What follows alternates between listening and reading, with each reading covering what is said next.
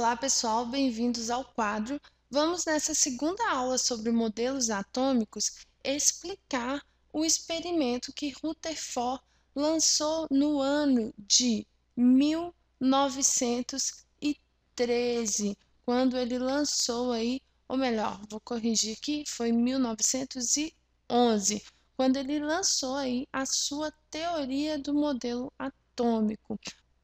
Na época do Rutherford, em 1911, já eram conhecidos alguns elementos radioativos e um deles era o polônio. E os cientistas eles sabiam que o polônio ele lançava partículas alfa, que eram aí partículas positivas, ok? Então, o polônio lançava partículas positivas. Rutherford, no seu laboratório, propôs o seguinte experimento. Colocaram o polônio dentro de uma caixa que tinha uma fresta e a radioatividade saía somente por essa fresta. Então, a radioatividade era emitida e passava por uma segunda placa que direcionava esses raios, vamos chamar de raios, que direcionava aí a emissão das partículas para uma lâmina de ouro. E essa lâmina de ouro ela estava aqui no centro de um filme fotográfico, uma lâmina como se fosse mesmo um filme fotográfico, um papel fotográfico, ok? Bom, se o átomo fosse como o proposto por Thomson, uma massa positiva, uma massa densa positiva com algumas partículas negativas, o que era esperado? Se eu estou lançando aqui várias partículas que são positivas, vamos lembrar que o positivo repele o que é positivo, não é?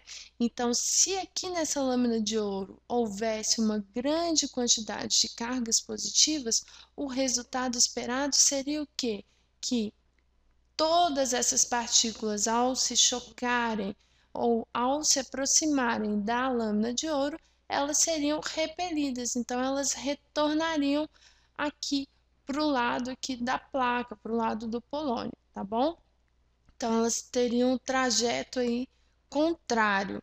Só que o que aconteceu no experimento? Quando essas partículas encontraram a placa de ouro, algumas dessas partículas tiveram o comportamento esperado. Elas retornaram aqui no sentido contrário, mas grande parte dessas partículas passou direto e bateu aqui, ó, atrás na lâmina fotográfica, no papel, marcando aqui com pontos luminosos o papel fotográfico. Algumas tiveram pequenos desvios e outras tiveram grandes desvios, mas marcando o papel fotográfico, que comprovava que elas atravessaram aí a lâmina de ouro. Então, como eles explicaram esse resultado do experimento? Primeira conclusão que eles tiraram é que no átomo existe um grande espaço vazio. Isso justificava porque a maioria das partículas atravessou como se não houvesse uma lâmina de ouro no meio do caminho. A segunda conclusão que eles tiraram é que as cargas elétricas positivas, as cargas positivas do átomo, elas estavam concentradas em pequenos espaços que eles chamaram então de núcleos. Isso justificava por que poucas cargas emitidas pelo polônio, poucas cargas alfas, sofriam desvios tão grandes, porque essas cargas que sofriam esse desvio aqui maior de chegar na lâmina de ouro e retornar no sentido contrário, são cargas que encontraram o núcleo, que chocaram com o núcleo de frente, vamos dizer assim. Essas cargas que sofreram desvios, mas que atravessaram a lâmina, passaram próximo ao núcleo e foram repelidas por esse núcleo, mas não chegaram a chocar contra o núcleo. Ou seja, o núcleo era uma concentração aí de cargas o quê? Positivas. E outra conclusão que eles tiraram em resposta a uma pergunta muito simples foi que o átomo continha aí partículas negativas que eles chamaram de elétrons. Então, os elétrons foram inseridos aí no modelo atômico de Rutherford. Qual a pergunta que eles fizeram? Se o núcleo é positivo, como pode a lâmina de ouro ser eletricamente neutra, ser uma matéria neutra? Então, daí veio a explicação para a existência dos elétrons. Para cada núcleo positivo, haviam partículas negativas associadas, e essas partículas estavam aí girando em torno desse núcleo nos espaços vazios.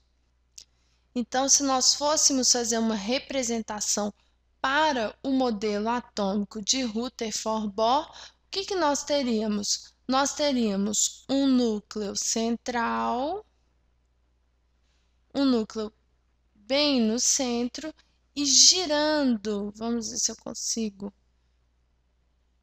e girando em torno desse núcleo as partículas negativas que foram chamadas aí de elétrons, ok?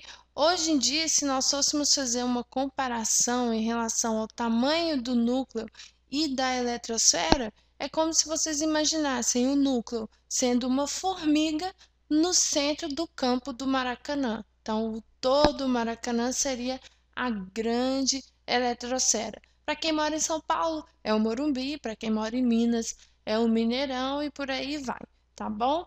Espero que vocês tenham gostado da aula e depois nós vamos ver numa próxima aula como que o Bohr complementou o modelo atômico de Rutherford, ok? Espero que tenham gostado e se tiverem alguma dúvida ou alguma sugestão, compartilhem com os colegas de vocês na nossa rede em oquadro.com. Um grande abraço e continuem estudando!